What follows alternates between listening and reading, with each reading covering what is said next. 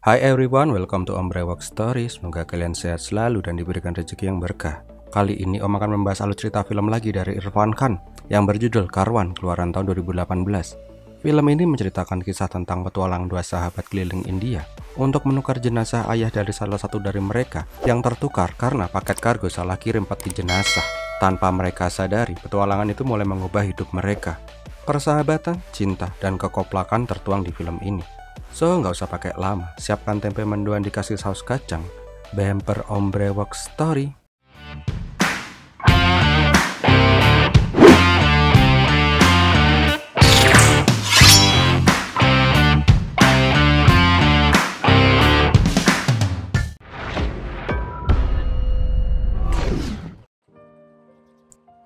Awal kisah diperlihatkan rombongan orang-orang yang hendak melakukan ziarah ke kuil menggunakan bis. Salah satu penumpangnya adalah seorang nenek yang bawel banget.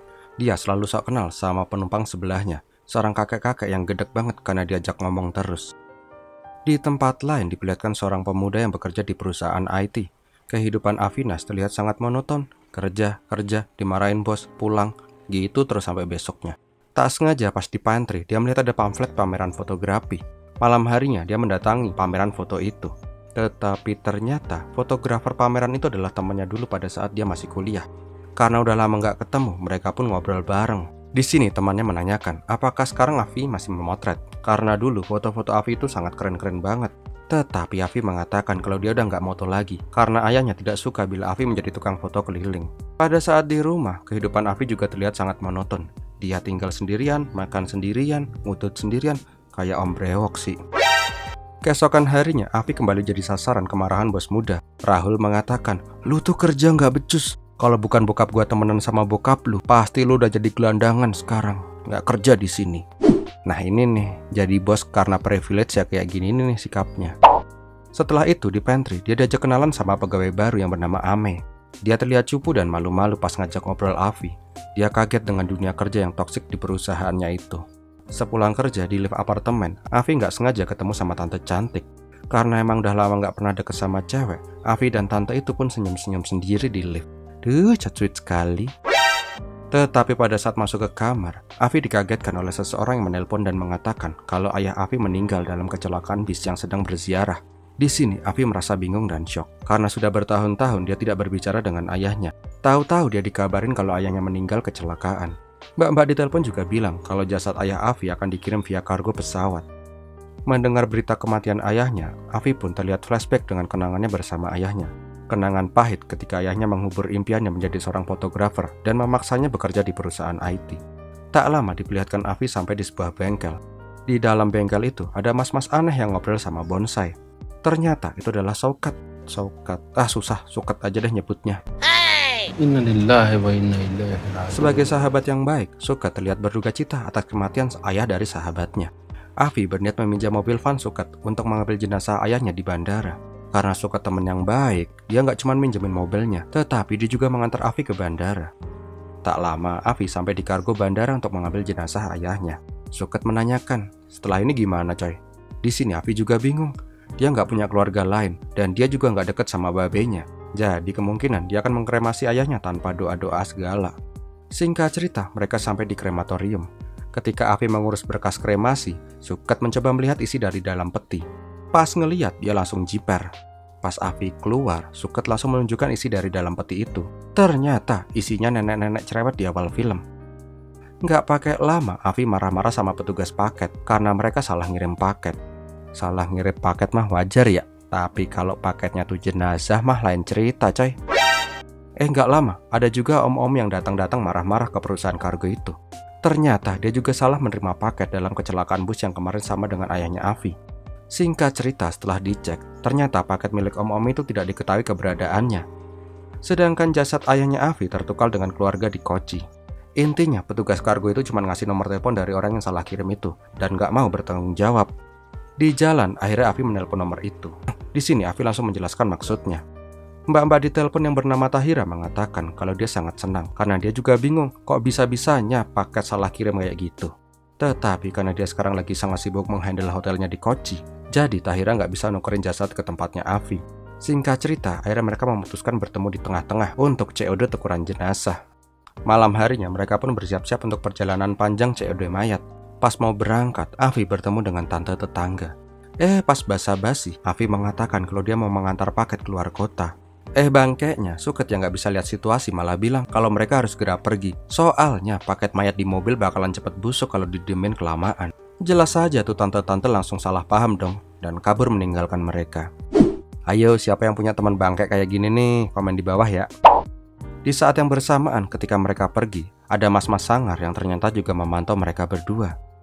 Tak lama pas lagi ngaso di jalan, tiba-tiba Tahira menelpon. Dia mengatakan kalau putrinya yang bernama Tanya seharusnya sudah sampai di rumah hari ini. Tetapi sampai saat ini tuh bocah nggak bisa dihubungin. Tahira takut Tanya melakukan hal-hal yang enggak-enggak. Soalnya Tanya itu sangat dekat dengan almarhum neneknya. Karena Afi itu baik banget, dia mengatakan akan pergi ke kampusnya Tanya untuk menjemputnya. Sedangkan Suket nggak mau, karena lokasi kampus Tanya berlawanan arah dengan rute mereka. Dia berkata, tuh mobil isinya solar, nggak bisa diisi pakai terima kasih. Setelah debat yang panjang, akhirnya Suket dan Afil pergi ke kampusnya Tanya. Tanpa mereka sadari, mereka baru memulai perjalanan yang akan mengubah hidup mereka selamanya. Singkat cerita, mereka sampai di sebuah asrama kampus. Di sana, Afi melihat ada cewek yang baru keluar dari asrama cowok dengan acak-acakan. Tak lama, Afi mencoba menanyakan tentang mahasiswa yang bernama Tanya kepada pengurus. Bangkeknya, ternyata Tanya itu adalah cewek yang dilihat tadi sebelumnya itu. Kampretnya, pas mau jelasin masalah sebenarnya, Tanya malah mengira Afi itu adalah om-om yang mau pen-BO dengannya. Dan dia langsung teriak-teriak, security. Di sini Afi langsung menjelaskan, dia itu diutus oleh ibunya Tanya untuk menjemputnya karena dia nggak bisa dihubungin berkali-kali. Pas baru mengecek HP, dia baru sadar deh kalau semalam mamanya telepon. Tetapi karena semalam dia tuh kolong parah, makanya dia menghiraukan telepon dari ibunya. Pas dikasih tahu kalau neneknya meninggal dalam kecelakaan, baru dia lemes. Nah pas Tanya mau siap-siap, Suket nggak setuju Tanya ikut. Sebagai muslim yang taat, dia nggak mau lihat cewek yang pahanya diumbar kemana-mana naik ke van-nya. Afi kemudian mencoba bilang ke Tanya agar pakai celana panjang aja. Tetapi namanya ABG gaul kan ya, dia nggak mau dan langsung nyelonong masuk ke dalam mobil. Jelas aja Sungken langsung marah-marah dong. Tetapi setelah perdebatan yang cukup sengit dengan Afi, akhirnya Suket ngalah juga. Tak lama di tengah jalan, Tahira kembali menelpon. Dia mengatakan kalau dia belum berangkat untuk COD karena hotel lagi rame. Kemungkinan baru besok dia bisa berangkat. Nah di sini Afi yang kelewat baik mengatakan kalau itu nggak masalah. Dia mengatakan kalau dia akan ke Kochi aja daripada nunggu lama. Dan seperti yang sebelum-sebelumnya, Suket ya langsung marah-marah dong karena niat mereka cuma ngambil jenazah. Kok ini malah kayak camping, bawa ABG labil lagi jalan-jalan kelilingin dia. Siang harinya pas lagi istirahat di jalan, nggak sengaja Tanya menemukan kotak di dalam peti neneknya. Ternyata itu adalah kotak yang seharusnya dikirim ke om-om yang kemarin marah-marah di kargo bandara. Ketika hendak menanyakan alamat dari om-om yang kemarin ke petugas kargo, tuh om-om nyebelin langsung matiin telepon karena tahu yang menelpon itu Afi. Melihat itu, Suket langsung merebut HP Afi dan bilang, gini nih cara nelpon biar orang mau dengerin. Gak lama, Suket langsung menelpon tuh Om Kumis dan bilang kalau dia udah nyulik istri dari si Om Kumis. Jelas aja, tuh Om Kumis langsung jiper dan mau menjawab semua pertanyaan yang si Afi. Intinya, mereka kembali berdebat, mau diapain tuh paket salah sasaran. Afi dan Tanya berniat mengembalikan tuh paket ke pemiliknya. Tetapi seperti biasa, Suket nggak mau karena alamat tuh paket berlawanan arah jauhnya dengan tujuan mereka. Tetapi karena kalah suara, akhirnya dia mau nggak mau ngikutin tuh orang-orang baik yang salah tempat. Pada saat di pom bensin, Tanya berterima kasih kepada Afi karena dia sudah baik banget dengannya. Dan dia juga rela jauh-jauh nganterin jasad neneknya. Tanya juga berkata, dia juga turut prihatin karena di masa berkabungnya, Afi harus melakukan semua ini. Tetapi Afi malah bilang kalau dia sebenarnya nggak berkabung karena dia sama babenya tuh udah lama diam-diaman. Jadi ya nggak ada rasa gitu kehilangan babenya.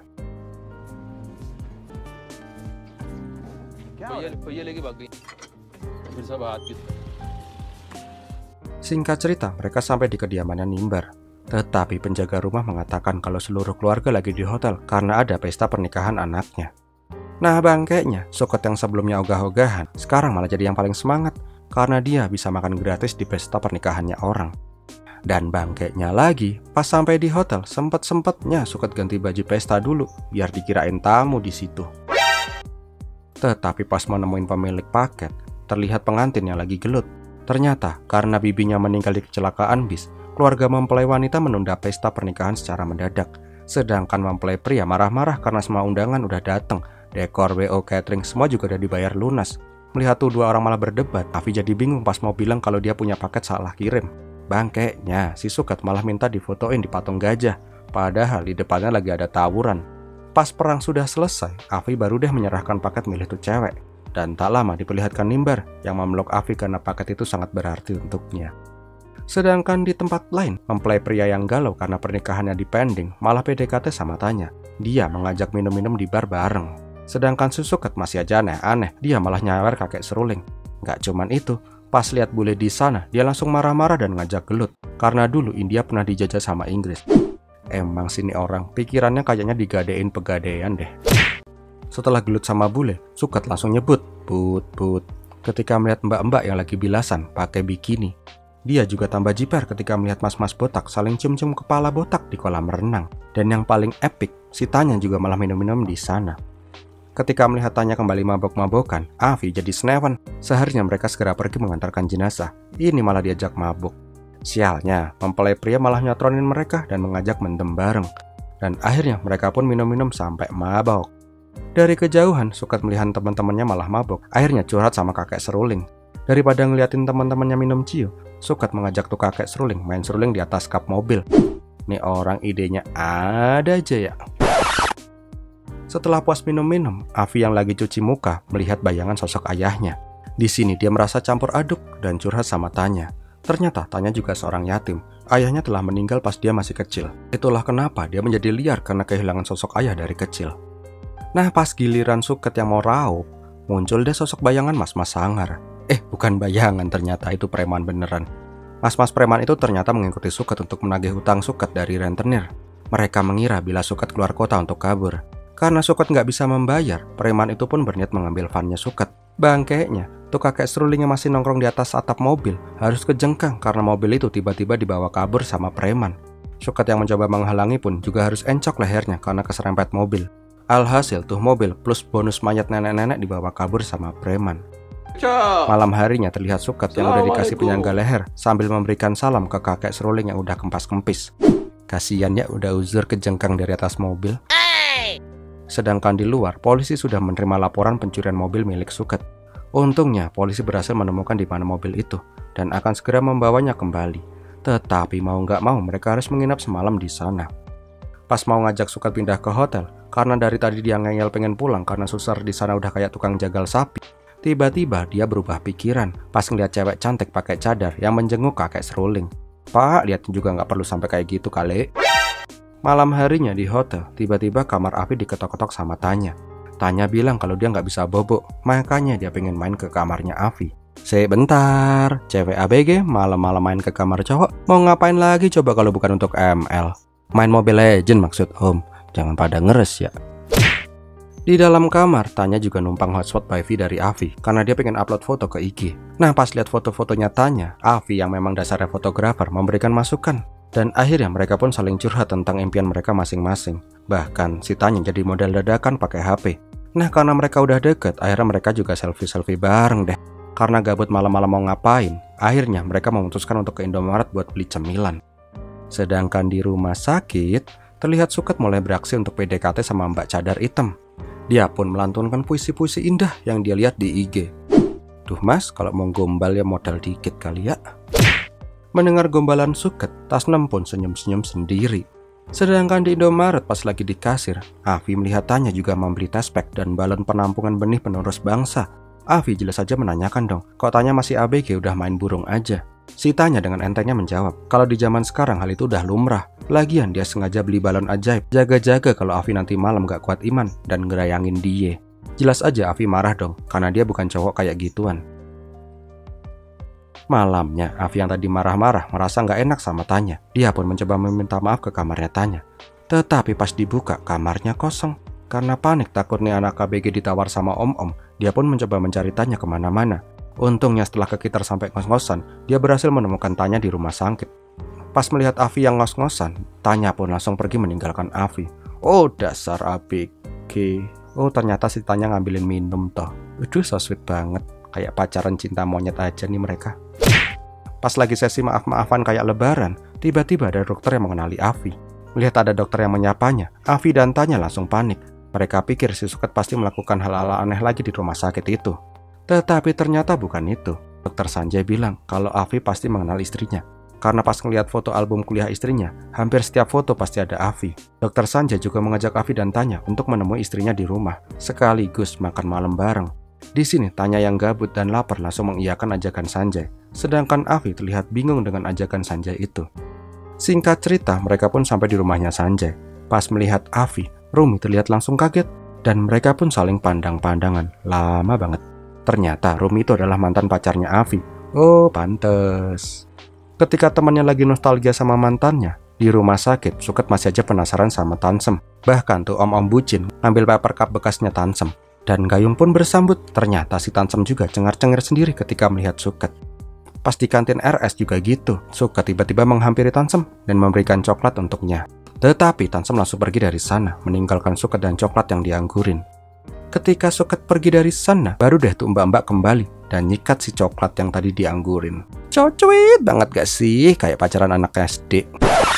Dengan sengaja, Tansem juga makan tuh coklat di depannya Suket. Pas ada pasien lewat, tiba-tiba si Suket udah hilang, tetapi udah ada bunga mawar di sana. Mantap sekali PDKT-mu Pak D. Di rumahnya Rumi, pas mau udah pada bobo, tiba-tiba Rumi mengajak ngobrol Afi di teras. Di sini Afi meminta maaf karena dulu pernah ngeghosting Rumi. Tetapi Rumi sudah memaafkan Afi dari lama. Di sini Afi juga bercerita kalau ayahnya sudah meninggal dan sekarang mereka sedang melakukan perjalanan COD pertukaran peti mati. Dan mereka pun ngobrol ngalor ngidul sampai pagi. Kembali lagi yuk ke Punjaga Cinta yang lagi kasmaran. Terlihat Suket yang lagi latihan ngomong di lorong rumah sakit. Pak Struling yang baik, walaupun baru beberapa jam bertemu dengan anakmu, aku merasa jatuh cinta sama anakmu. Aku ingin meminang anakmu untuk menjadi istriku. Dirasa latihan ngomongnya udah benar, Suket pun memberanikan diri berbicara kepada Mbah Struling. Tetapi pas mau ngomong, Tansem masuk. Dan yang membuat Om terkejut-kejut, si kakek Struling itu memperkenalkan Tansem sebagai istrinya yang ketiga. Lah, bukan anaknya ternyata. Masih kuat ngegas juga nih aki-aki. Jelas aja si Suket langsung galau parah ketika mendengar itu. Pagi harinya, Tanya dan Afi pun berpamitan ke Rumi. Untuk perpisahan, mereka pun berpelukan kayak Lala dan Po. Setelah mereka pergi, Sanjay keluar. Ternyata Sanjay sudah tahu kalau Afi itu mantannya Rumi. Dan Rumi pun sampai sekarang masih ada rasa sama Afi. Itulah kenapa dia nggak keluar pas mereka berpamitan untuk memberikan waktu perpisahan biar istrinya bisa plong dan gak penasaran lagi kenapa dulu dia dighosting sama Afi. Suami yang sangat baik dan pengertian. Sesampainya di kantor polisi, mobil van Suket sudah sampai di sana. Tetapi kondisinya sudah sangat memprihatinkan. Karena harus segera mengantar jenazah, polisi pun meminjamkan mobil sitaan yang bentuknya kayak telur untuk mengantar jenazah. Nah, pas menjemput Suket, dia kaget parah karena vannya berubah menjadi mobil telur kayak gitu. Dia marah-marah dan berniat membalas dendam ke preman-preman yang menghancurkan mobilnya. Tetapi Om tahu sih, dia marah bukan karena itu. Karena dia tahu cewek yang ditaksirnya ternyata udah punya suami. Aki-aki bangkotan lagi. Singkat cerita, mereka pun sampai di rumah pabrik kayu lapis. Di sini Suket langsung menantang preman-preman di sana. Tetapi tiba-tiba semua preman pada muncul dan membuat Suket langsung jiper. Ketika melihat bodi preman itu pada kekar-kekar semua, Suket pun langsung kicep dan menyuruh Afi nyalain mobil untuk kabur. Dan jelas aja mereka pun langsung kabur sambil Suket gelantungan di mobil endok. Setelah berhasil lolos dari preman-preman itu, baru deh Afi bertanya siapa tuh orang-orang. Suket akhirnya menceritakan kisahnya. Kalau dulu ayahnya meminjam uang di rentenir untuk berjudi. Dulu Suket dan ibunya juga sering digebukin oleh bapaknya. Ketika ibunya meninggal, dia pun gak kuat dan kabur dari rumah. Setelah dewasa, dia mengetahui kabar bila bapaknya meninggal dari rentenir itu. Bahkan ketika dia sangat membenci ayahnya masih aja tetap memberikan warisan utang yang tak sampai kapan bisa dia lunasin. Setelah sesi curhat berjamaah, akhirnya mereka pun melanjutkan perjalanan ke Kochi. Singkat cerita, mereka pun sampai di Hotel Tahira. Di sini, Tahira sangat berterima kasih kepada Afi dan Suket. Tak lama di hotel itu akan diadakan doa bersama untuk mendiang. Karena Afi awal tidak ingin melakukan doa untuk mendiang ayahnya, Afi pun meminta tolong kepada Tahira agar ayahnya juga didoain bareng.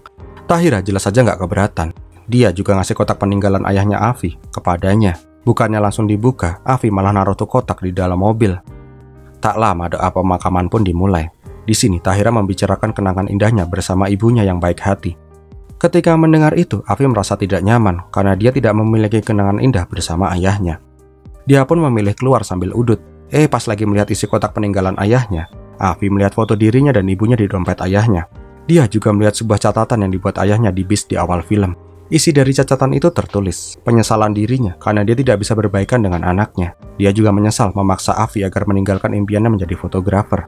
Dia juga menulis bahwa dia sangat menyayangi Afi. Itulah kenapa dia ingin Afi menjalani hidup yang layak dengan bekerja sebagai seorang IT. Ayahnya juga menulis bila dia akan segera menemui Afi setelah berziarah ke makam istrinya.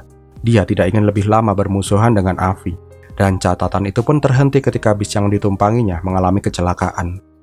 Melihat semua catatan ayahnya, Afi pun sadar. Walaupun dia sudah tidak menganggap ayahnya ada, tetapi ayahnya masih menganggap Afi sebagai anaknya. Tak lama, Afi pun kembali ke rumah duka. Di sini dia menceritakan kenangan indah dan pahit bersama ayahnya. Tetapi dia tahu bila ayahnya adalah orang yang sangat penting untuknya. Bahkan setelah dia meninggal, dia masih memberikan pelajaran hidup untuknya. Malam harinya setelah kremasi, Tanya memberikan sebuah kenang-kenangan berupa kamera Tastel kepada Afi. Tanya juga memberikan sebuah headset kepada Suket agar dia mendengerin musik aja dan gak usah cerewet sepanjang perjalanan. Nah, pas mau pamit pulang, Tahira memaksa mereka berdua untuk makan malam dulu dan pulang besok. Karena tahu ada makanan gratis, akhirnya Suket pun semangat dan dia pun memasak bersama-sama. Diperlihatkan walaupun baru kenal, di sini mereka terlihat sangat dekat seperti keluarga sendiri. Di perjalanan ini juga mereka menemukan kedamaian dan jati diri baru. Afi bisa berdamai dengan ayahnya. Suket bisa mengeluarkan unek-uneknya selama ini, sedangkan Tanya bisa kembali dekat dengan ibunya. Keesokan paginya mereka pun izin pamit. Ketika mengembalikan mobil telur ke kantor polisi, terlihat mobil van Suket sudah berhasil didempul ala kadarnya. Tetapi pas mau cabut, Suket melihat sesuatu yang membuatnya heran. Ternyata di kantor polisi itu, dia melihat Tansem lagi di sana. Setelah ngobrol-ngobrol sebentar, Suket mengajak Tansem untuk pergi dengannya. Afi jelas saja nggak mau dong, nih bocah gilanya belum sembuh juga ya, masa mau ngajak kabur istri orang. Tetapi Suket bilang, ternyata kakek Sruling itu sering melakukan KDRT kepada Tansem. Nah itulah kenapa dia datang ke kantor polisi. Pas perdebatan belum selesai, tiba-tiba kakek Sruling keluar dari lantai atas dan memanggil-manggil Tansem. Nah pas sampai di pintu gerbang, Suket meminta berhenti.